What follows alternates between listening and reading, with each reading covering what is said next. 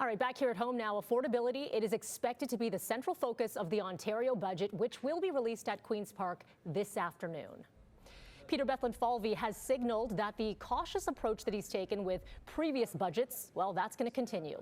The latest fiscal plan comes amid pressure to ease the rising cost of living, to create new home construction, and to account for larger public sector salaries with an expected weaker economy. The Ford government has also promised no tax increases. Tina Yazdani has more on what we could expect to see this afternoon. There may be a few surprises.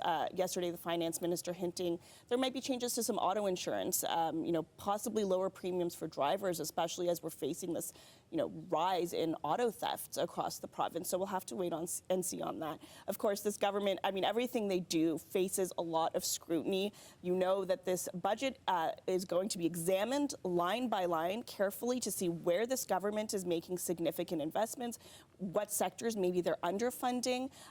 They've been scrutinized for, not funding healthcare, for instance. We've heard from healthcare workers about how they're struggling, how there's a crisis in the system right now. So I know a lot of eyes are going to be on that, and education as well, another big sector that a lot of eyes are going to be on.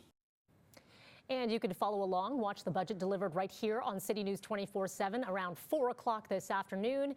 We're going to break down the big ticket items as well and what it means for you tonight, and that is on City News at 5 and 6. And with more on what's at stake in this budget, we are joined now by Jamie Ellerton, a political strategist and public relations expert at Canaptus. Good afternoon. Thank you so much for joining us. Thanks, Melanie. Okay, where to begin? So, many believe that this is going to be status quo. There's nothing going to be major within this budget, but we do have to keep in mind affordability. That will be at top of mind. So your thoughts on where this budget could go?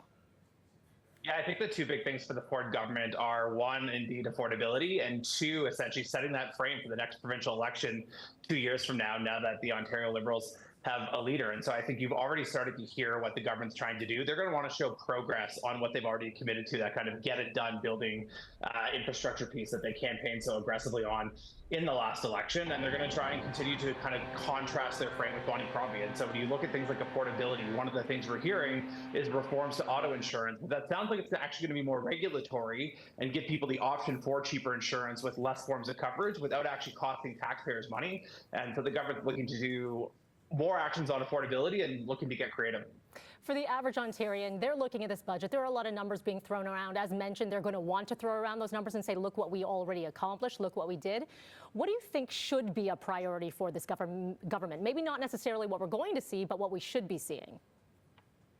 Yeah, I think one is continuing to see regulatory reform to make it easier to build all kinds of housing across the province. Infrastructure is huge. Obviously, you saw the recent agreement with the federal government and the province on Highway 413. They're continuing to build the Ontario line in Toronto, which is desperately needed to add public transit capacity. And so there's a lot of big projects they've already announced, Melanie, where they need to show continued progress and that ultimately the funding's there to see the job finished.